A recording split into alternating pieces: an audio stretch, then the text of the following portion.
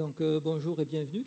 Donc nous voulons vous proposer cette session de prospective sur le marché des télécoms de demain et sur les impacts que cela va avoir chez les acteurs qui opéreront dans ce marché.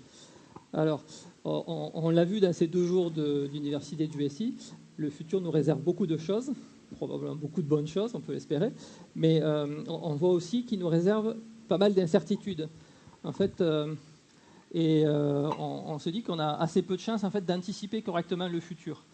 Alors, donc vous avez ici trois citations de gens qui ont mal anticipé le futur alors qu'ils étaient, ils étaient experts dans leur domaine. Donc j'aime particulièrement la première sur les chevaux qui vont rester alors que l'automobile est une mode qui va passer. J'aime particulièrement parce que ça montre que certaines certitudes sur le futur, en fait, ça date pas d'hier, ça date d'il y a longtemps. On a toujours eu une incertitude sur le futur. Et ce n'est pas l'informatique ou l'IT qui ont changé ça. Mais du coup, comment faire? Parce qu'en fait, on a tous les jours, vous avez à prendre des décisions qui vont influencer sur ce qui va se passer demain. Et si on est incapable d'anticiper correctement le futur, de se dire que demain, le futur, c'est les chevaux. Si on avait pris une décision au début du siècle, une décision d'investissement ou une décision autre en se basant sur le futur des chevaux comme moyen de traction, ça n'a pas été une décision très avisée. Donc comment faire aujourd'hui pour prendre ces décisions pour demain qui vont avoir une chance d'opérer dans un environnement qu'on a un peu anticipé ou opéré d'une manière qu'on a prévue. Alors la mauvaise nouvelle, c'est qu'on n'a pas de boule de cristal. Il y a Alexandre, dit, bon, je sais pas si tu en as une. Non, pas d'accord. Donc on ne va pas pouvoir prédire le futur, pas plus que vous. Par contre, on va vous proposer d'utiliser un outil. Cet outil, ce sont des scénarios. Les scénarios, ce sont des histoires sur le futur. On va vous proposer de vous raconter un certain nombre d'histoires sur le futur. Ce sont des futurs qui ne sont pas nécessairement probables. Donc certaines histoires vont paraître improbables, mais ce sont des futurs possibles. Et l'intérêt de raconter des histoires, c'est que ça va vous permettre de vous projeter, ça va nous permettre de nous projeter. Comme quand je raconte des histoires à mes enfants, ça leur permet de se projeter dans l'histoire, de tenir les rôles de personnages et de grandir, de construire leur personnalité. Là, c'est pareil. On va raconter des histoires dans lesquelles on va pouvoir envisager les conséquences des décisions qu'on prend et on va pouvoir se projeter, imaginer le futur. Et donc, je te passe la même. Merci Yannick. Alors, les histoires, nous, on a souhaité partager avec vous 4 scénarios différents. Donc, bien sûr, c'est pas du tout exhaustif, ce n'est pas hiérarchisé, il n'y en a pas un qui est plus probable que l'autre. C'est uniquement des scénarios qu'on a envisagés sous un angle de rupture, en se disant quelles sont les grandes ruptures qui pourraient arriver dans le domaine des télécoms. Et on a tiré la pelote comme ça pour arriver à 4 grands types de scénarios, dont le premier ici, qu'on a appelé Walled Garden. Alors Walled Garden, qu'est-ce qui s'est passé dans ce scénario ? Il y a eu une catastrophe au niveau du streaming, au niveau de l'engorgement des réseaux. Il y a l'explosion du trafic réseau a continué à croître et a généré des problèmes. 2 types de problèmes. Un premier problème qui est, à force de regarder de la vidéo sur les réseaux, à force de faire transiter des fichiers de plus en plus gros, les réseaux sont devenus saturés et ont provoqué un encombrement tel qu'une attaque qui était prévue et pilotée par le réseau a eu des conséquences désastreuses. La latence sur le réseau a provoqué des problèmes dans les paquets et la bombe n'a pas atterri au bon endroit, provoquant une catastrophe nucléaire. Mais plus grave, une deuxième catastrophe est arrivée. Au même moment, la Coupe du Monde de foot était diffusée. L'engorgement des réseaux a fait que les routeurs d'accès aux caméras filmant la Coupe du Monde de foot sont tombés simultanément, empêchant la rediffusion de la Coupe du Monde de foot. Donc ça, c'était la goutte d'eau qui a fait déborder le vase. Les opérateurs se sont dit, on se replie derrière nos murs, on va rester dans des endroits où on maîtrise la qualité de service de bout en bout, on va rester chez nous et on va créer un walled garden, d'où le nom de ce scénario. Donc c'est la fin de la net neutralité, bien sûr, on se replie derrière nos murs et les opérateurs vont progressivement offrir toute une gamme de services qui leur servira à maîtriser du contenu jusqu'à l'utilisateur l'ensemble de la chaîne de valeur. Qu'est-ce que ça signifie ? Ça signifie que demain, l'utilisateur, lui, aura des choix bien sûr, les choses resteront possibles. On pourra toujours aller consulter des sites ou des vidéos à la demande qui sont à l'extérieur du walled garden, qui sont hors de l'opérateur. Néanmoins, ça deviendra de plus en plus compliqué. Typiquement, je suis le bonhomme bleu, j'ai 3 choix, il y en a 2 qui sont plus ou moins des murs, je vais plutôt choisir celui qui est protégé par l'opérateur. Qu'est-ce que ça veut dire au niveau de la consommation, au niveau des équipements qu'on aura chez nous? Ça veut dire que petit à petit, les choses que nous utiliserons seront en fait des choses de l'opérateur. On n'utilisera pas un Mac ou un PC, on utilisera plutôt une Orange Box ou un univers numéricable pour travailler. Typiquement, ça veut dire que les PC que vous aurez à la maison seront plutôt des clients virtuels. Là, on est plutôt en train de prendre des choses comme des Virtual Desktop Infrastructure qui nous permettent, avec des choses très simples, d'accéder à tout un environnement qui sera fourni par l'opérateur. Donc c'est le rêve du cloud, en fait. On est en train d'avoir de l'infrastructure as a service, du software as a service. Tout est as a service puisque tout est fourni par l'opérateur. Donc c'est un mode, c'est un scénario dans lequel le device perd de son importance au profit de l'opérateur qui, lui, gagne énormément en importance, en hégémonie. Typiquement, c'est un modèle auquel l'iMode fait référence. l'iMode définit ses protocoles, définit ses devices, définit uniquement un ensemble de choses qui sont interopérables au sein de son précaré et n'en sort pas. Qu'est-ce que ça veut dire au niveau du business? Et c'est le petit symbole en haut. Ça veut dire que les gens qui sont à l'intérieur du walled garden vont pouvoir générer du business. Ceux qui sont à l'extérieur du walled garden auront beaucoup plus de mal à en générer. Qu'est-ce que ça veut dire pour les grands du business aujourd'hui? Ça veut dire qu'un YouTube est mort, bien sûr, au profit de Orange Vidéo, au profit des contenus numéricables. Ça veut dire que Google a complètement réorienté son business model, a laissé tomber le modèle publicitaire qui a fait son succès, puisque plus personne ne va sur le site public de Google pour faire ses recherches, et s'est réorienté complètement sur un modèle de fournisseur de moteurs de recherche, et qu'il fournit uniquement aux opérateurs. Donc c'est vraiment l'opérateur qui a pris toute la place. Qu'est-ce que ça veut dire après? Est-ce que c'est probable? Oui, c'est probable. Ça a déjà commencé. On voit bien que ce sont des modèles qui sont poussés par Apple, par exemple, qui pousse son iCloud, ou même dans son initiative iTunes, qui a déjà essayé de contrôler beaucoup plus que le device, qui essaye de contrôler les services, qui essaye de contrôler la consommation, qui essaye de comprendre mieux ce que veut l'utilisateur pour pouvoir lui acheminer de différents services. Chez Free, c'est un petit peu la même manière. On est passé d'un modèle ADSL petit à petit qu'on a enrichi avec du triple play, chez qui on offre de plus en plus de services et vers qui on s'oriente pour pouvoir travailler de plus en plus via la box et en dématérialisant de plus en plus. Au niveau du rapprochement sur les contenus, c'est un petit peu la même chose. Les contenus gratuits du type Deezer disparaîtront et ont commencé à s'agréger, à se rapprocher d'opérateurs. Donc Deezer, depuis qu'ils se sont rapprochés d'Orange, ne propose plus d'écoute de la musique gratuite ou seulement les 30 premières secondes des morceaux. Qu'est-ce que ça veut dire au niveau du positionnement dans le secteur? Au niveau du business, ça veut dire que seuls les opérateurs qui ont une forte marque réussiront à se différencier. Qu'est-ce qui poussera un client demain à choisir un opérateur plutôt qu'un autre? C'est exclusivement l'offre de services que l'opérateur sera capable d'acheminer, car il sera extrêmement difficile d'avoir accès à des services hors de cet opérateur. Donc ce sera un choix très structurant. Donc la marque comptera énormément et l'ensemble des partenariats et l'ensemble des services que l'opérateur sera capable de fournir à ses clients sera l'élément différenciant et l'avantage compétitif qu'il sera capable de mettre en place. La capacité transmédia, donc cette capacité à fournir des services sur des médias différents pour occuper l'espace et fournir à un client de bout en bout l'ensemble de ses besoins.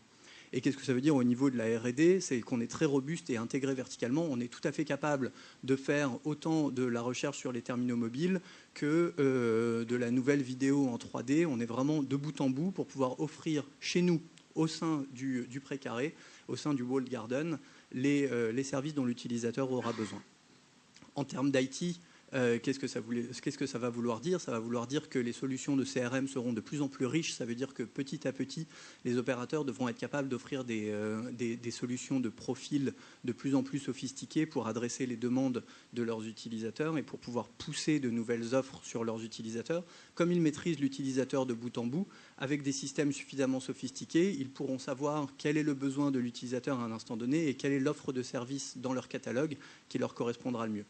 Qu'est-ce que ça veut dire au niveau de vos bases de données et au niveau de l'administration des systèmes? Ça veut dire qu'on a une explosion des tables de critères, justement pour alimenter ce ciblage qui devra être de plus en plus fin, et la combinatoire explosera effectivement pour pouvoir aller de bout en bout sur l'ensemble des services sur des degrés de profondeur de plus en plus grands.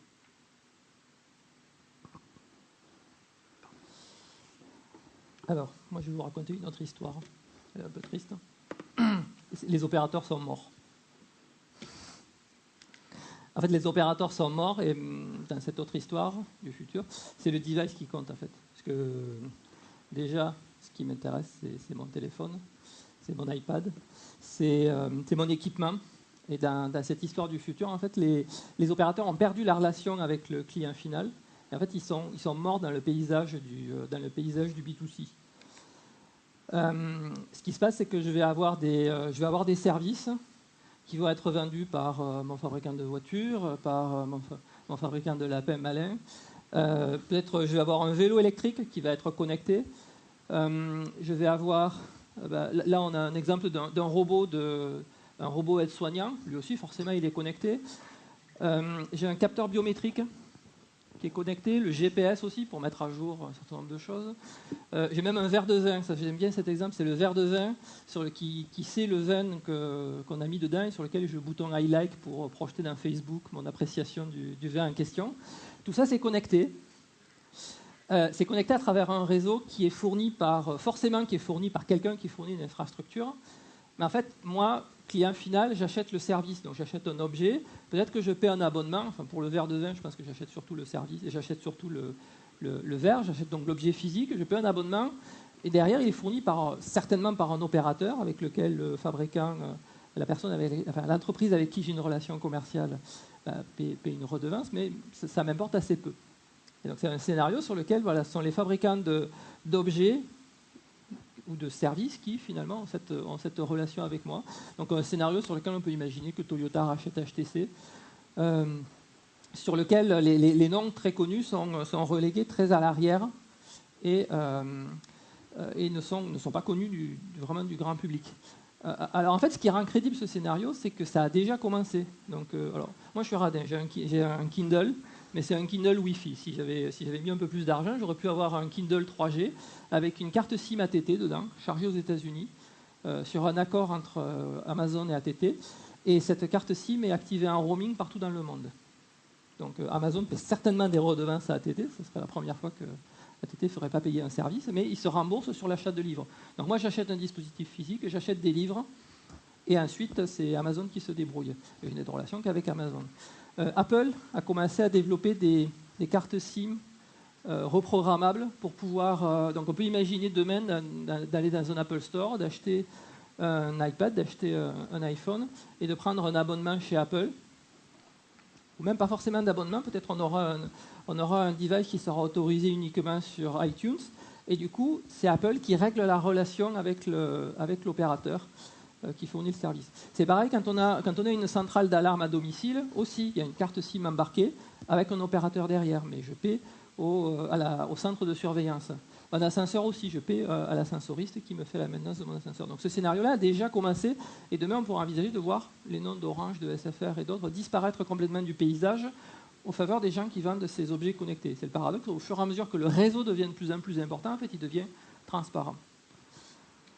Comment se positionner dans ce cas-là ? Pour les opérateurs en fait, qui ont tout de même une expertise en réseau qui va être précieuse, en fait, il faut qu'ils se positionnent pour de la vente en gros, avoir des offres modulaires, des offres standardisées, des offres qui puissent être utilisées par des gens qui ne sont pas du tout du secteur, et aussi un rôle du MVNE. Donc le MVNE, c'est le Mobile Virtual Network Enabler, c'est celui qui va permettre à quelqu'un qui ne connaît rien au réseau de revendre des services de réseau malgré tout, qui va aider à exploiter cette capacité réseau. Et donc les Toyota, les fabricants de robots et les autres vont avoir besoin de ça. Au niveau de l'IT, on va pouvoir mettre en place une souscription automatisée, des mécanismes de place de marché, et puis du coup une standardisation autour de quelques systèmes telco qui n'auront plus la complexité des offres vers le client final à gérer, qui géreront évidemment la complexité des offres entre l'opérateur et le fournisseur de services.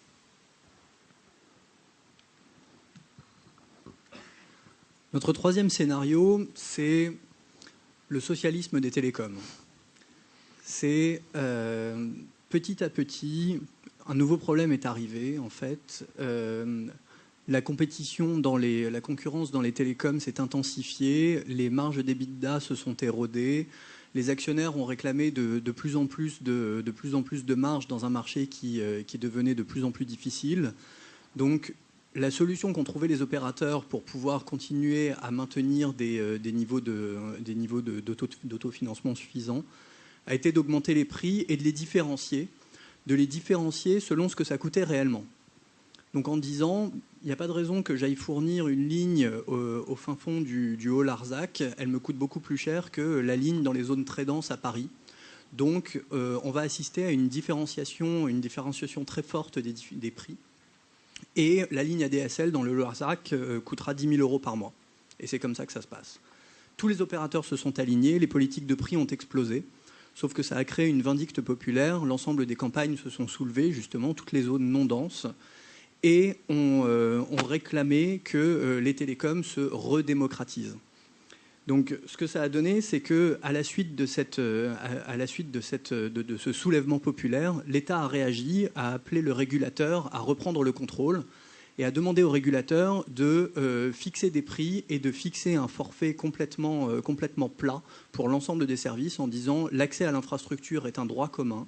Je veux le donner à tout le monde. Donc, vous, opérateurs, n'aurez plus la liberté de fixer vos prix, de fixer vos services, de différencier la qualité, de différencier les choses que vous apportez à l'utilisateur. Nous allons tout normaliser. Donc, tout est normalisé et l'ensemble de l'accès aux autoroutes de l'information est désormais gratuit. C'est libre. On peut y accéder, quelle que soit la maison, quel que soit l'endroit, quel que soit le device ou le moyen de nous connecter qu'on choisit. Le réseau est là. Les infrastructures de télécom sont accessibles de manière transparente et quasi gratuite pour tout le monde. Qu'est-ce que ça veut dire, quasi gratuite ? De la même manière que la TNT ou la radio sont en apparence gratuits, en fait, on le paye via une taxe. On paiera les télécoms via cette taxe demain. La taxe d'habitation aura une ligne spécifique pour les télécoms. Le haut débit, les télécoms mobiles, tout sera intégré, c'est dans la taxe. C'est comme ça. Le mobilier urbain sera équipé, puisque justement c'est quelque chose qui est devenu omniprésent. On est omniprésent de la même manière qu'il y a de l'eau, l'accès au robinet, l'accès à l'électricité, l'accès aux télécoms sera de la même manière simple, transparent, non différencié, suffisamment simple d'accès et suffisamment facile transparent au niveau de la connexion qu'il peut être présent partout. Au niveau des licences, ça veut dire que les opérateurs géreront en fait des licences locales. On redonne du pouvoir aux collectivités locales pour qu'elles fassent exploiter à des opérateurs des licences sur le local. On repasse sur des modèles comme Veolia qui utilise des concessions pour fournir l'eau parisienne pendant 10 ans. Les opérateurs auront la concession de couvrir Paris pendant 10 ans en ADSL ou de couvrir Paris pendant 10 ans en 4G. Où se fait la différenciation ? La différenciation se fait sur les poids lourds. C'est là qu'on réussira encore à créer de la valeur. C'est-à-dire que les poids lourds, ceux qui utilisent de manière intensive ces autoroutes de l'information, continueront à payer un vrai péage, continueront à vouloir passer plus rapidement. Donc on pourra se différencier. On aura la ligne spécifique pour les poids lourds qui permettront de passer plus vite avec une qualité garantie.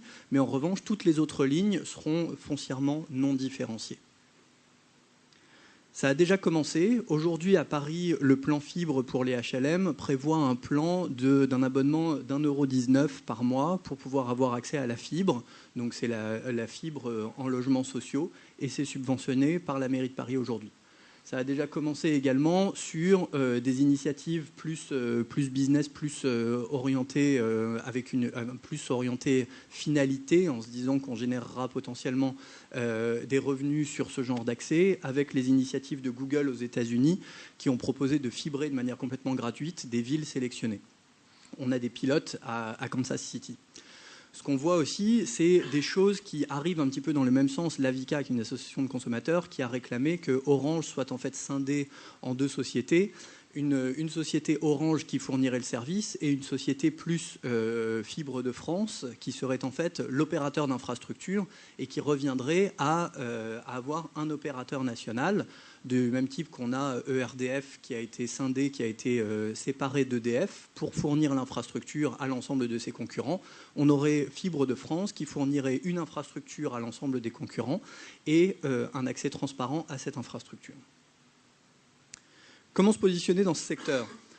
Au niveau du business, qu'est-ce que ça veut dire ? Quels sont les facteurs de succès pour pouvoir avoir un business qui a du succès dans ce genre de contexte ? Ça veut dire que les relations commerciales avec l'État deviennent clés. Ça veut dire qu'il faut savoir gérer des collectivités territoriales, il faut savoir aller parler à des syndics, il faut pouvoir avoir une force de frappe. Le client au sens relation commerciale avec l'opérateur n'est plus le client final, mais est en fait démultiplié, il a changé de forme. Ça devient l'État, ça devient éventuellement un groupement d'États. On pourrait voir arriver des opérateurs supranationaux, on pourrait voir l'ONU se positionner comme nouvel opérateur de télécom. Donc typiquement, ce sont des gens qui savent gérer des relations avec des pays, avec un ensemble des pays, ou gérer des relations avec des acteurs publics.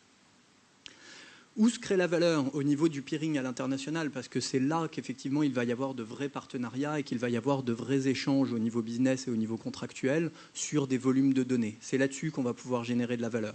Donc c'est sur la capacité à faire des partenariats de peering à l'international qu'on réussira également à créer de la valeur. Donc une grosse différenciation, un gros potentiel de différenciation sur ce secteur. Enfin, la compétitivité, attractivité comme simple opérateur, ça veut dire qu'est-ce qui va nous faire choisir dans le traitement de l'eau un Veolia plutôt qu'un Suez aujourd'hui ?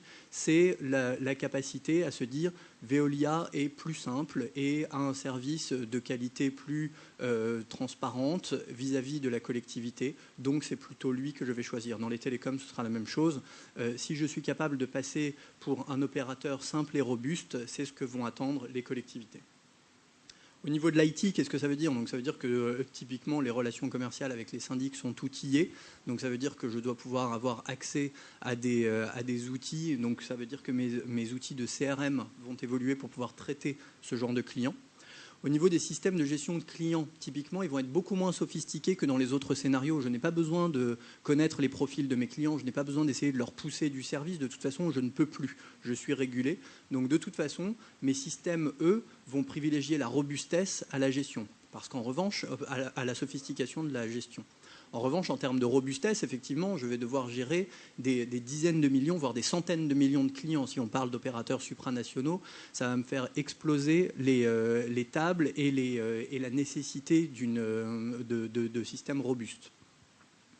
Enfin, les services et applications supportant une connectivité universelle, comme je suis transparent vis-à-vis de l'ensemble des devices qui viennent de se connecter, vis-à-vis des usages, vis-à-vis des applications qui vont utiliser mon réseau, je dois être complètement transparent et être entièrement normalisé, quel que soit le service, quel que soit le device, quel que soit l'utilisateur qui utilisera ce service. Donc cette interopérabilité étendue qui fera de mes systèmes un bon support au business.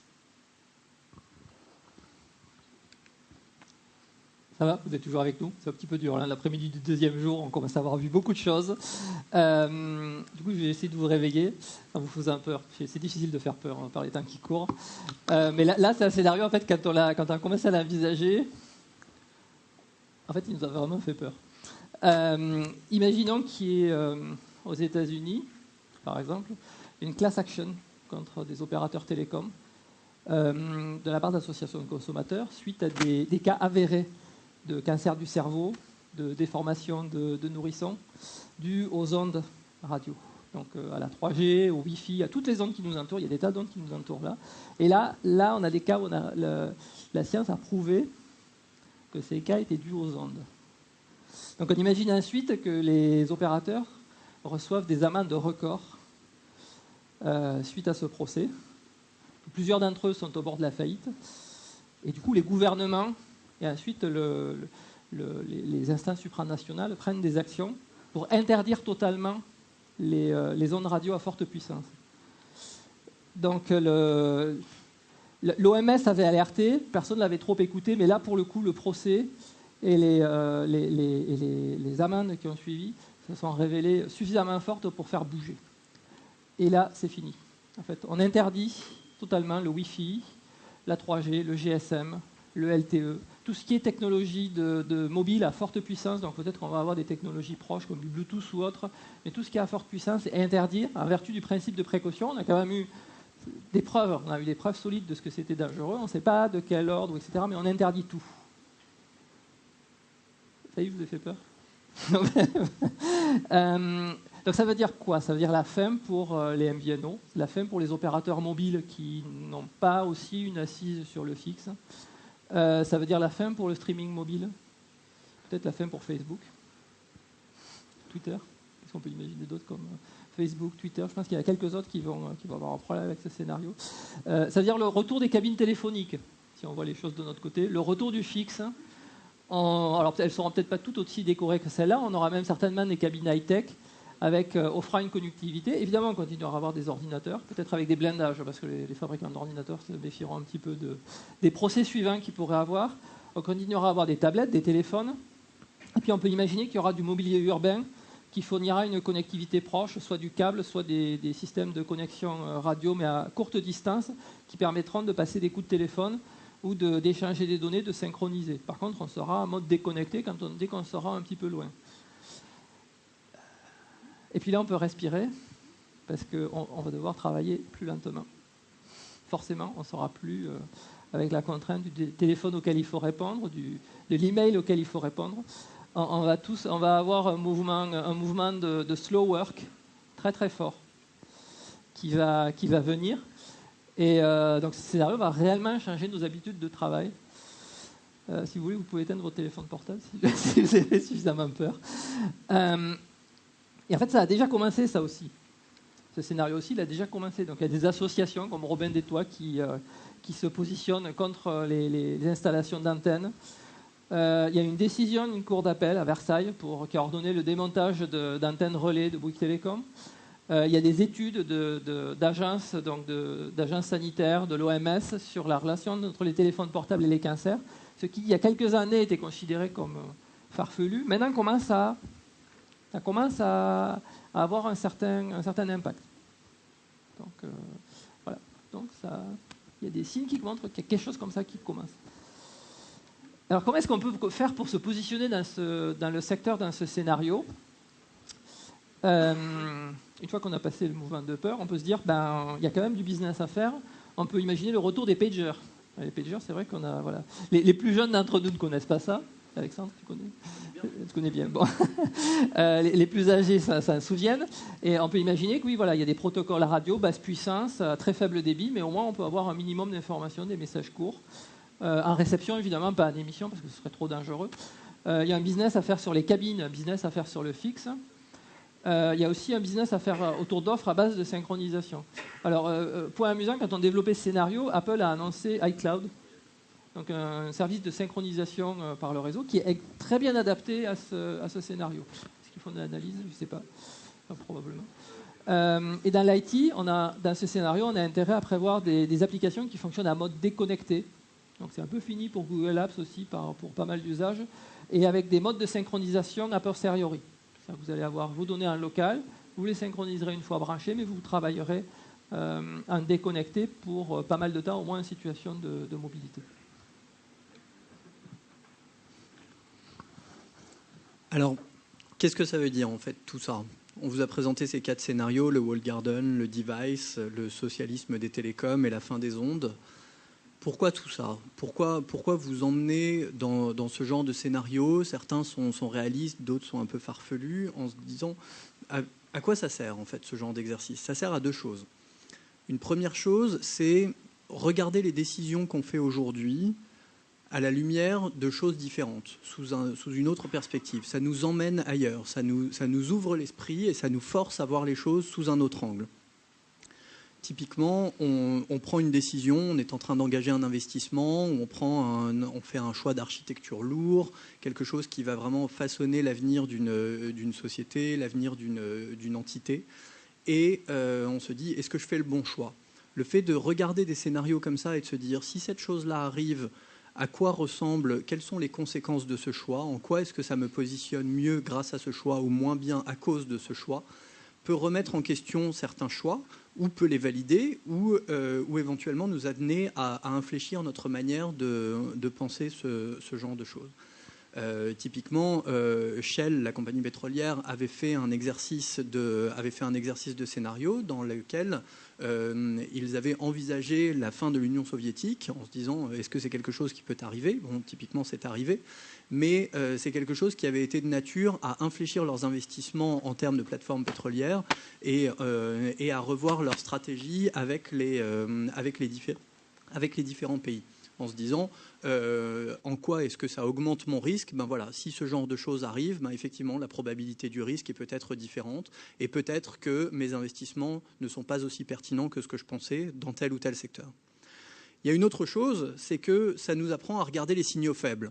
Il y a des signaux faibles, il y a des choses, il y a des indices parfois. Évidemment, aucun de ces scénarios va se produire en tant que tel. Ce sont des scénarios extrêmes, ce sont des scénarios qui forcément sont un petit peu caricaturaux pour nous emmener et nous montrer quelles sont les différentes composantes qui peuvent arriver et qui pourraient constituer le futur derrière.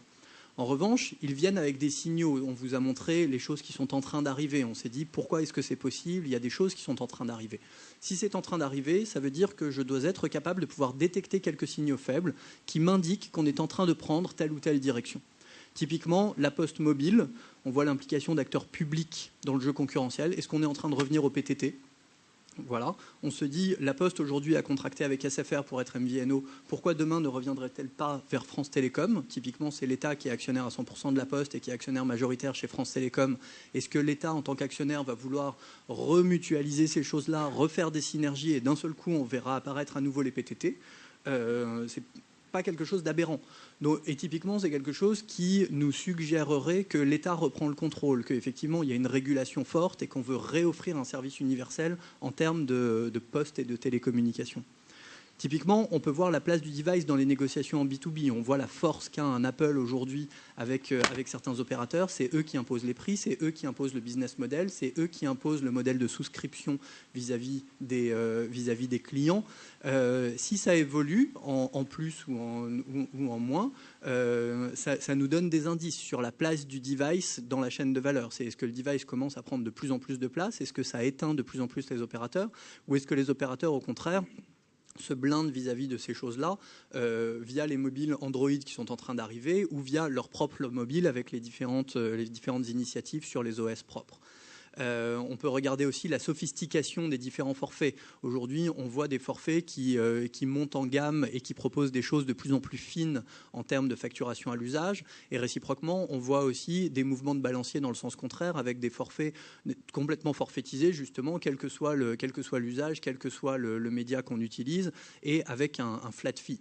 Donc ça nous donne des indices sur la sophistication des offres et ça nous donne des indices sur la manière dont on envisagera les télécoms demain. Typiquement, le genre de partenariat qu'on peut voir aujourd'hui, il y a certains partenariats qui sont des partenariats technologiques qu'on comprend bien. Il y a des partenariats qui sont plus étonnants. Typiquement, Ericsson qui fait un partenariat aujourd'hui avec les acteurs des CDN à Camaï. Et qu'est-ce que ça nous envoie comme message? Est-ce que justement les acteurs du cloud sont en train de se rapprocher des équipementiers pour petit à petit imposer leurs règles aux différents opérateurs et les désintermédier? Ce sont des choses qu'on peut interpréter et qu'on peut regarder à la lumière des différents scénarios. Enfin, sur les effets d'échelle, et encore une fois, ce sont uniquement des exemples de signaux faibles qu'on a donnés sur les effets d'échelle, est-ce qu'on est plutôt en train d'assister à une explosion des acteurs qui peuvent tirer profit de leurs effets d'échelle pour imposer leurs solutions, typiquement les Google ou les gros acteurs du cloud, ou est-ce qu'on est plutôt en train d'assister à une explosion des acteurs de niche qui vont pouvoir, grâce à leur agilité, se différencier? C'est ce genre de questions, en fait. On n'a pas de réponse. On ne va pas dire ça, c'est en train d'arriver, donc c'est ce scénario qui est en train de se produire. C'est plus des indices qui nous disent ces petites choses sont en train de se passer, reposons-nous la question, refaisons l'exercice régulièrement et essayons de savoir ce que ça veut dire pour notre business. Merci. Merci.